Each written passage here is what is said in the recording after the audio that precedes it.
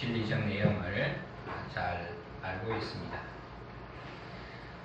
오늘 이 본문 말씀은 어떻게 보면 우리 신앙의 뿌리를 생각하게 하는 그런 말씀입니다. 그래서 오늘 말씀을 우리가 밝히 알므로써 우리 신앙의 근원과 뿌리를 든든하게 하는 그런 믿음의 유익이 있는 줄 압니다. 우리 인생의 뿌리, 인간은 어떤 존재인가? 또 왜 인간은 이런 형편과 처지에 있나? 그 인생을 향한 회복의 길은 뭔가? 첫사람 아담의 문제는 뭐고, 오늘을 살아가는 여러분과 저의 문제는 뭔가? 무엇이 우리에게 구원의 길인가? 이런 근원적이고 뿌리적인 것을 오늘 말씀을 통해서 우리는 알 수 있게 됩니다. 자, 오늘 말씀 1절을 보시면 이렇게 나옵니다. 뱀은 여호와 하나님이 지으신 들짐승 중에 가장 간교하니라. 그럼 우리가 이 뱀이라는 동물을 지금 소개받고 있는데, 이 뱀을 이해할 때 지금 우리가 가지고 있는 뱀에 대한 생각으로 접근을 하면 본문을 이해하기가 힘들어집니다. 지금 여러분과 저에게 이 뱀이라는 것은 혐오 동물에 가깝죠. 물론 애완으로 키우는 분이 가끔 보이기는 하지만은 여기 뱀이 나타났다 그러면 당장 야단이 날 겁니다. 혐오 동물에 가깝습니다. 그런데 이 뱀이라는 것이 오늘 말씀을 자세히 보면 원래 그런 존재가 아니었습니다. 우리가 요즘 사람들이 반려동물을 많이 키우잖아요. 요즘 거의 가족 같은 분위기가 많습니다. 가족보다 더 진한 관계로 보이는 데도 많아요. 또 자식이 왼수 같을 때, 그럴 때가 있죠. 그럴 때는 오히려 이런 반려동물이 더 낫게 보일 때, 네가 쟤들보다 더 낫다, 너밖에 없다, 그런 얘기를 하시는 분 말씀도 제가 들어보았습니다. 근데 여기에 그죠, 1절에 간교하니라, 이 단어는 우리가 느끼는 어떤 뱀에 대한 이미지와 또 사람의 타락에 지대한 공헌을 한 어떤 뱀의 이미지가 담겨져 번역했기 때문에 간교하니라는 단어를 쓰고 있습니다. 그러나 이 원문을 보면 조금 다릅니다. 영어로 crafty라는 단어를 쓰는데, 이 말은 우리가 강교를 생각할 때 꾀나 간사나 무슨 강교나 책략이나 그런 부정적인 의미가 아니라 굉장히 좋은 이미지입니다. 다시 말해서 굉장히 지혜롭다, 굉장히 슬기롭다, 특별히 상대의 마음을 아주 잘 알아준다는 의미가 들어있습니다. 그럼 어떤 사람을 여러분 옆에 두십니까? 여러분 마음을 헤아려 주는 사람. 자녀도 내 마음을 헤아려 줄 때 그 마음이 가잖아요. 이 간교라는 말에 그런 의미가 담겨져 있습니다. 그럼 이 태초에 사람이 에덴 동산에 살 때, 그죠? 우리가 착각하기 쉬운 게 그들이 무슨 무릉도원에 살면서 먹고 자고 놀고 그렇게 한 것이 아닙니다. 이 에덴 동산에서 첫 사람들은 하나님의 명령을 따라 엿새는 정말 열심히 살았습니다. 하나님께서 특별히 그들에게 사명을 주셨는데 그 사명 중에 하나가 뭐냐 하면 이름을 짓는 것이었습니다. 여러분, 자녀들 이름 지을 때 대충 짓습니까? 굉장히 고민을 하죠. 그러니까 이 아담과 하와는 이름을 지을 때 그 동물의 모습이나 특징이나 어떤 성격들을 정확하게 보고 거기에 맞는 이름을 지었기 때문에 굉장히 수고를 많이 한 거예요. 그리고 그들을 돌보고 땅을 관리하고 바쁘게 엿새를 지냈습니다. 그리고 안식일에 하나님과 교제하며 예배하며 그렇게 어떻게 보면 공사다망하게 지내는 것이 최초 인간들의 삶입니다. 바로 이럴 때 그 사람 옆에서 어떤 힘이 되고 또 때로는 위로가 되고 때로는 마음에 쏙 들게 행동한 동물이 바로 뱀입니다. 특히 이 뱀은 여자 하와와 더 가까웠던 것 같아요. 여자의 마음을 사로잡았던 것 같아요. 그런데 1절 그 다음을 보세요. 이상합니다. 굉장히 주의하셔야 돼요. 여기 보면 뱀이 여자에게 어떻게 해요? 물어가로되 이렇게 나와요. 물어이거든.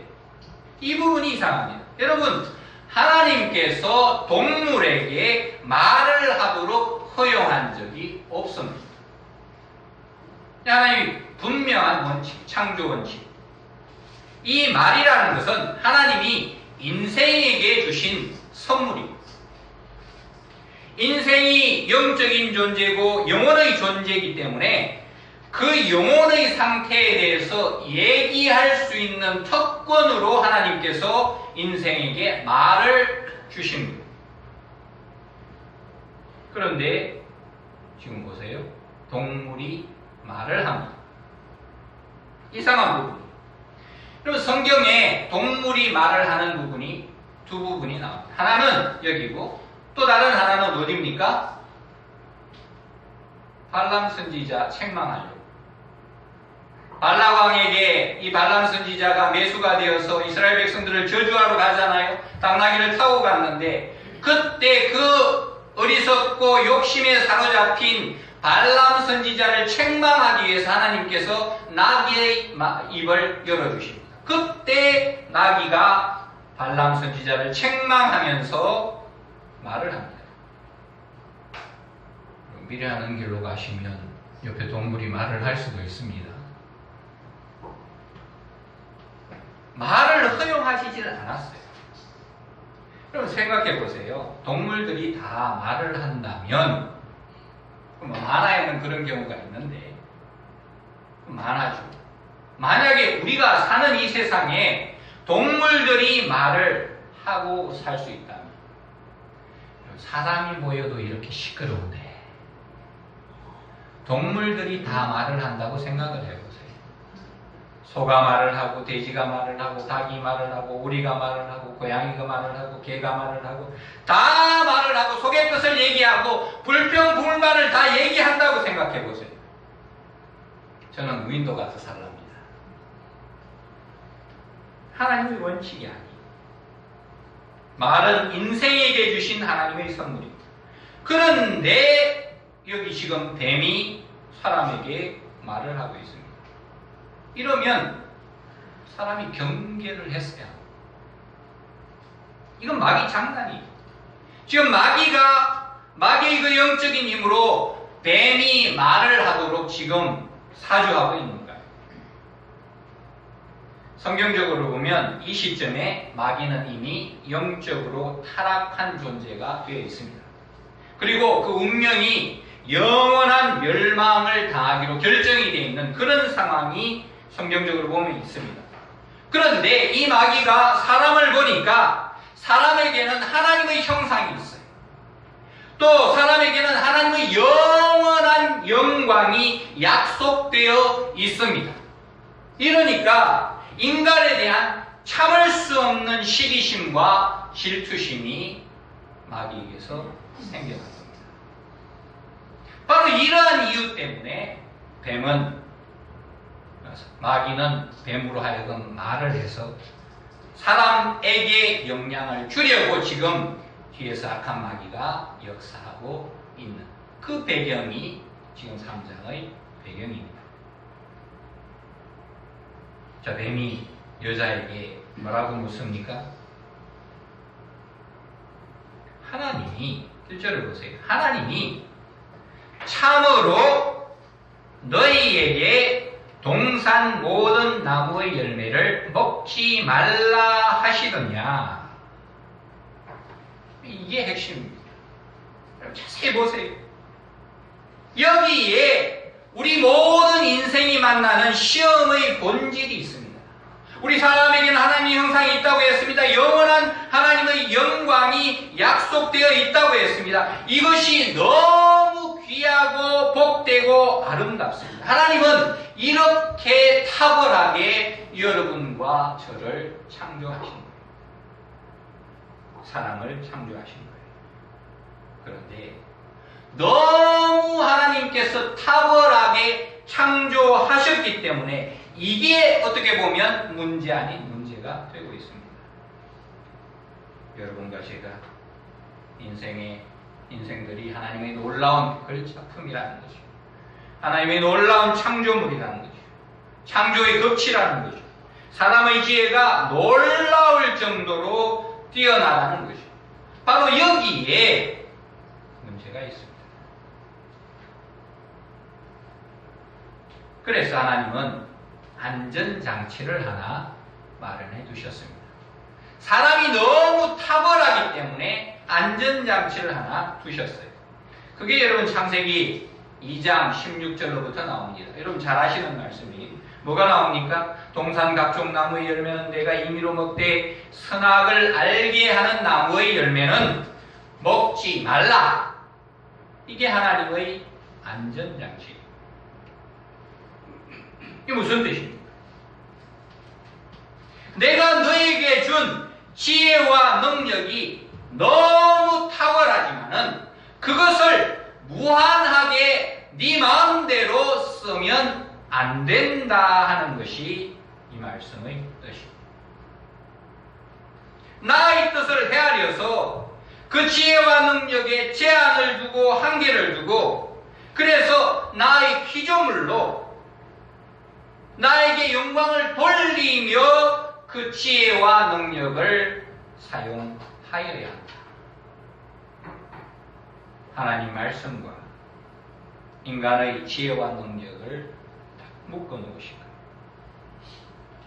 그래야 사람의 지혜와 능력으로 말미암아 그것이 하나님께 영광이 됩니다. 그래야 사람에게는 은혜와 축복이 되는 이 구조가 이 나무의 열매는 먹지 말라 라는 말씀에 들어있는 뜻이 됩니다.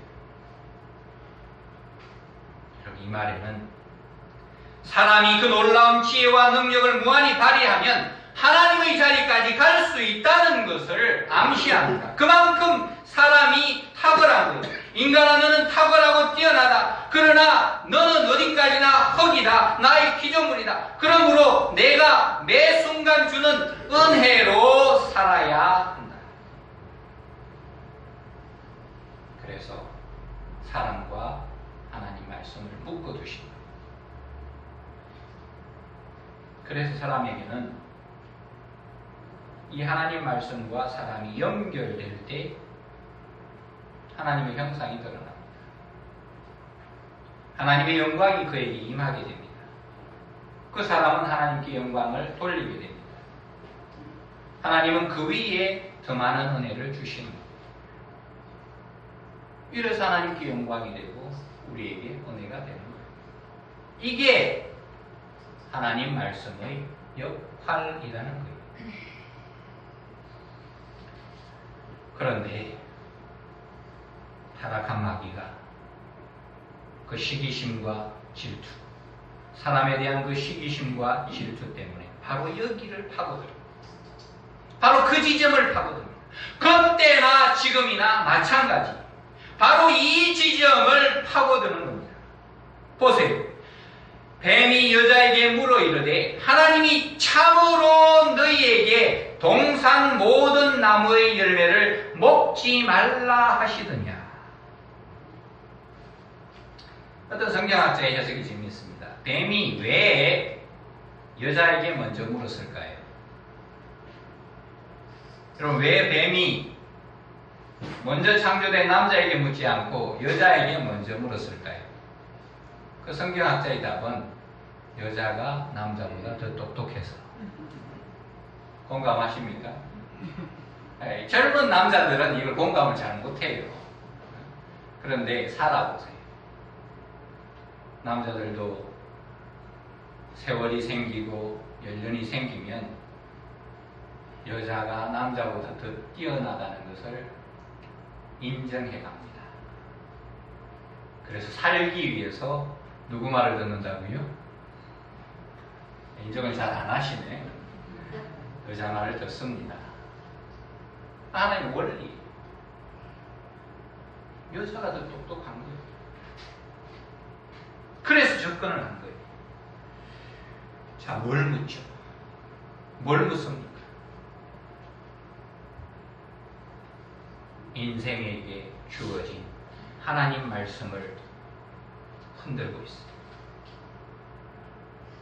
뱀이 여자에게 묻는 그 이유는 인생과 하나님 사이에 있는 하나님 말씀을 흔드는 거였습니다. 보세요.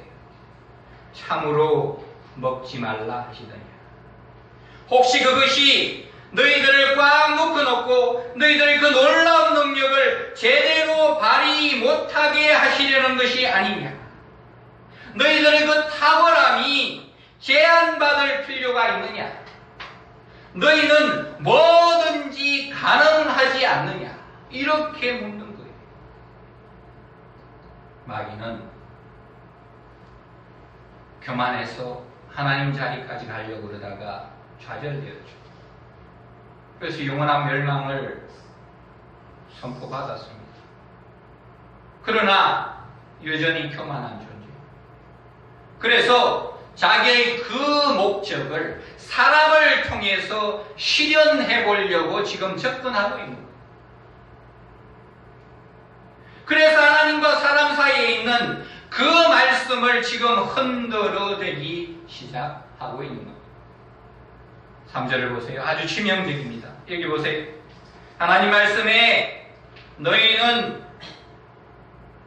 먹지도 말고 만지지도 말라. 너희가 죽을까 하노라. 마귀의 이 질문에 여자가 이렇게 대답합니다. 하나님 말씀에 너희는 먹지도 말고 만지지도 말고 너희가 죽을까 하노라. 여러분 여기에 보세요. 마귀의 질문에 대해서 사람의 대답, 여자의 대답이 조금 이상합니다. 두 가지가 바뀌어 있습니다. 하나는 추가되어 있고 하나는 아예 빠져버립니다. 뭐가 추가되어 있습니까? 만지지도 말라라는 말씀이 추가되어 있습니다. 여러분 이 말에는 묘한 뉘앙스가 들어있습니다.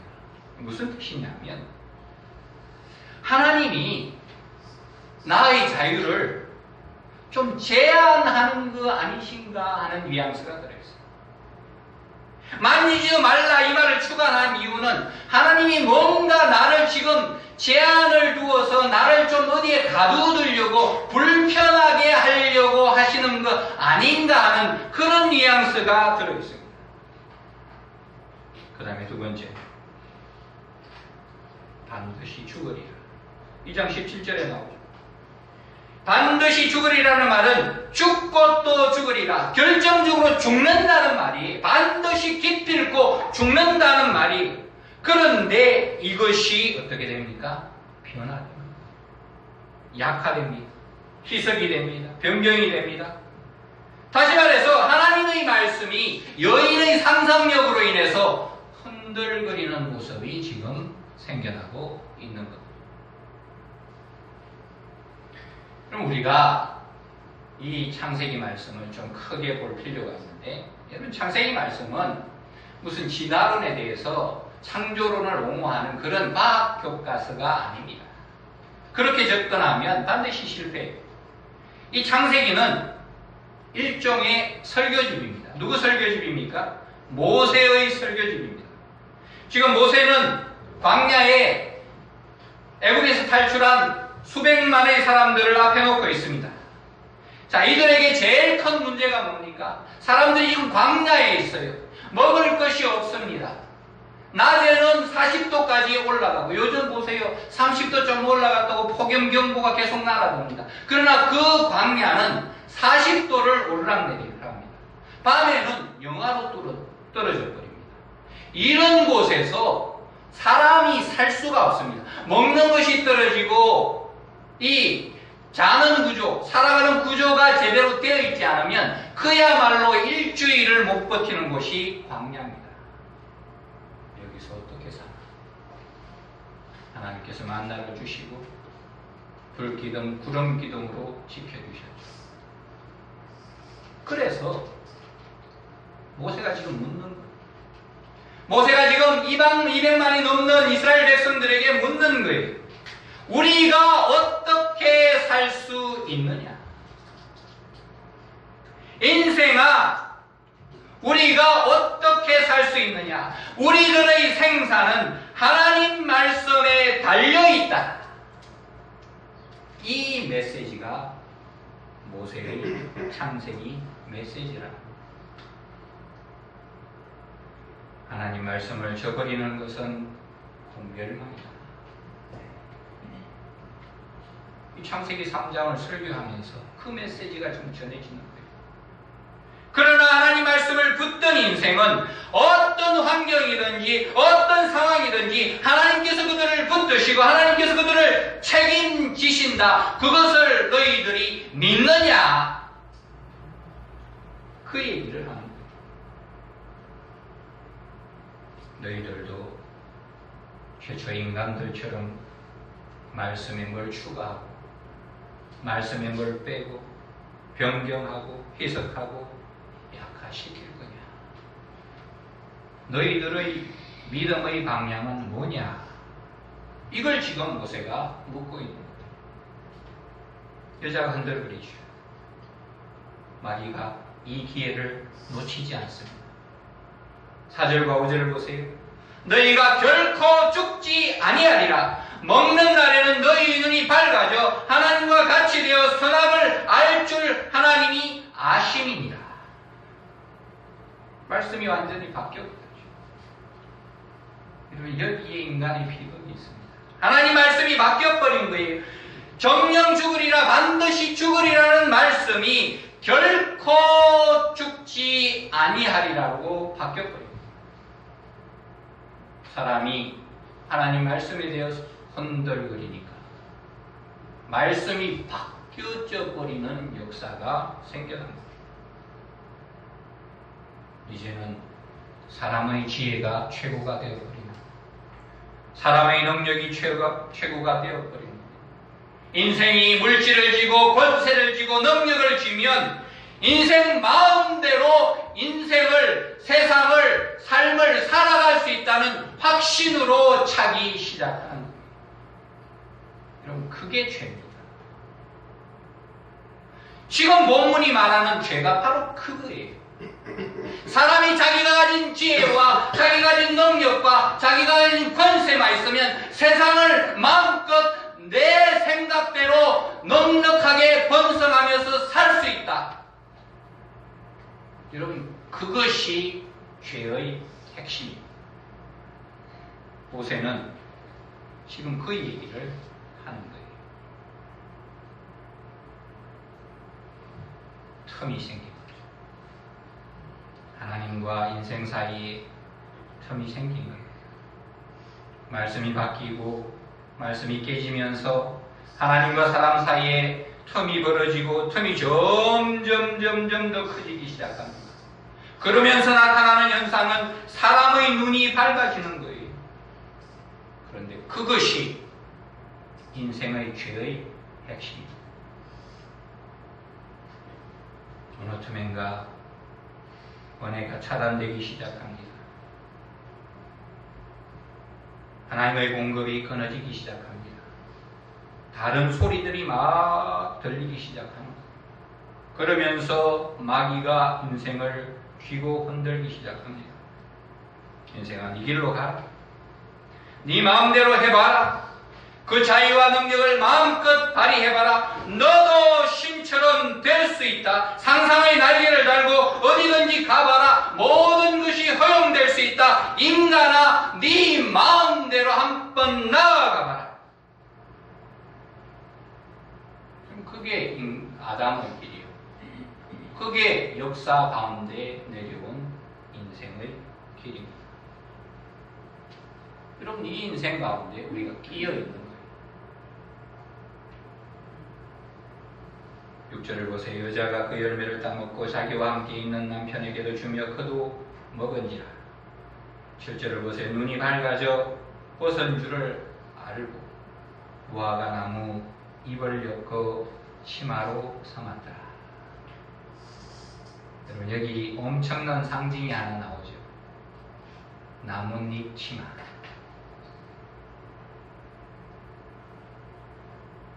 나뭇잎 치마가 뭘까요?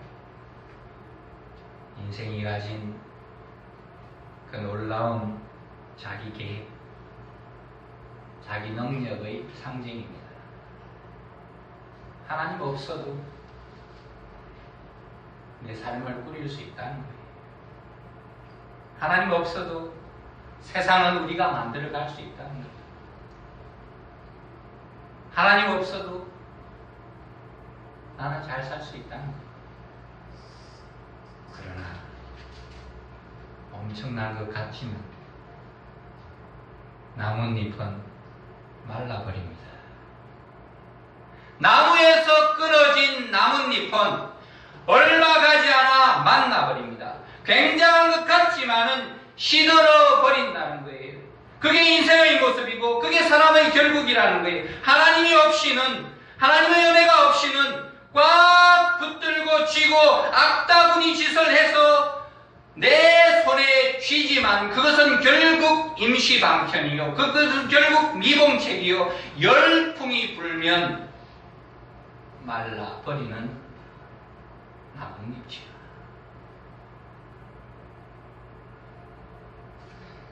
인생이 이 나뭇잎 치마를 향해 얼마나 열심히 쫓아갑니까?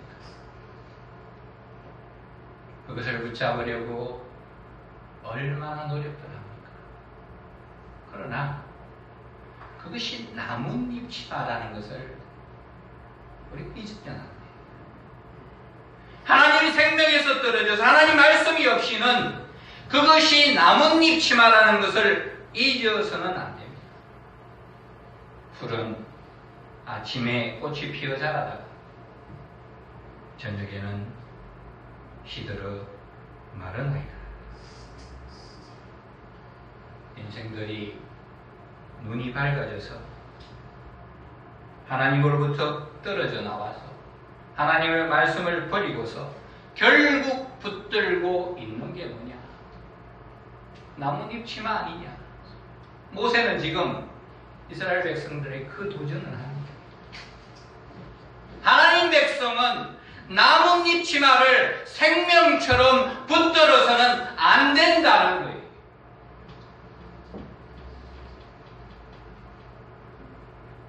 그리고 오늘 말씀의 결론이 8절에 나옵니다. 여러분, 8절은 중요하기 때문에 한번 같이 읽어보겠습니다. 8절 말씀 같이 읽어보겠습니다. 그들이 그날 바람이 불 때 아담과 그의 아내가 여호와 하나님의 곁을 피하여 동산 나무 사이에 숨은지라.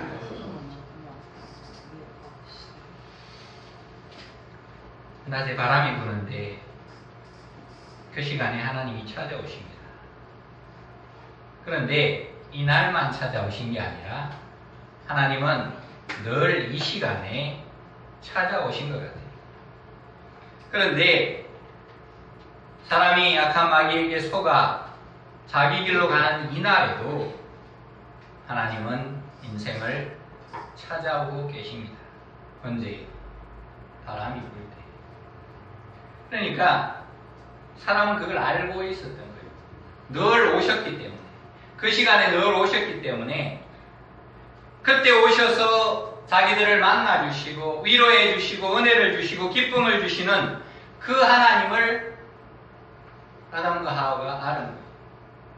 이날도 하나님은 동일하게 오시고 사람이 하나님을 버리고 타락하는 그 시간에도 하나님은 그 자리에 사람들을 찾아 바람이 부는 그 시간에 찾아오신 거예요. 사람들은 아마 그 시간에 하나님과 교제하며 하나님을 기뻐하며 하나님께 감사하며 기쁨으로 충만하며 하나님과 교제했습니다. 일종의 예배의 시간이죠. 하나님과 최초의 사람이 알았던 그 둘 사이에 있었던 예배의 시간. 그런데 보세요. 인생이 하나님 말씀을 떠나니까 그 시간이 어색해집니다. 그 시간이 두려워집니다. 어느 틈엔가 그 시간이 낯설어지는 거예요. 그래서 보세요. 여호와의 낯을 피하려. 그렇지만 하나님은 동일하게 예전처럼 언제나 그 시간에 인생을 찾아오십니다. 여러분, 이게 구원이에요. 구원은 여러분과 제가 찾는 게 아니에요. 우리가 찾아가는 것이 구원이 아니에요. 하나님이 오시는 거죠. 우리의 이 자리가 어떠하든지, 우리의 상황이 어떠하든지, 우리의 모습이 어떠하든지, 우리의 형편이 어떠하든지 하나님께서 나의 그 자리를 찾아오시는 것이 구원입니다. 하나님 찾아오십니다. 나를 아시고 나의 형편을 아시고 그 인생을 향해 찾아오시는 하나님. 이게 우리의 받은 은혜의 본질이라는 거예요. 사랑하는 성도 여러분, 이 시간 나를 찾아오시는 하나님을 여러분 알고 계십니까? 그 하나님을 믿으시고 찾아오시는 그분께 주님, 저는 이 모습 이대로입니다.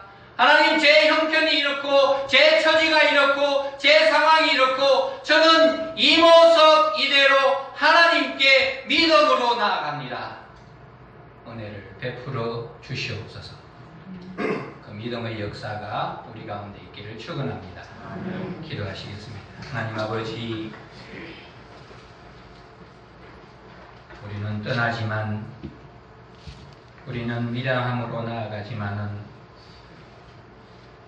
그 자리를 하나님 찾아오십니다. 예전에도 그러셨던 것처럼 바람이 부는 그 시간에 나를 찾아오십니다.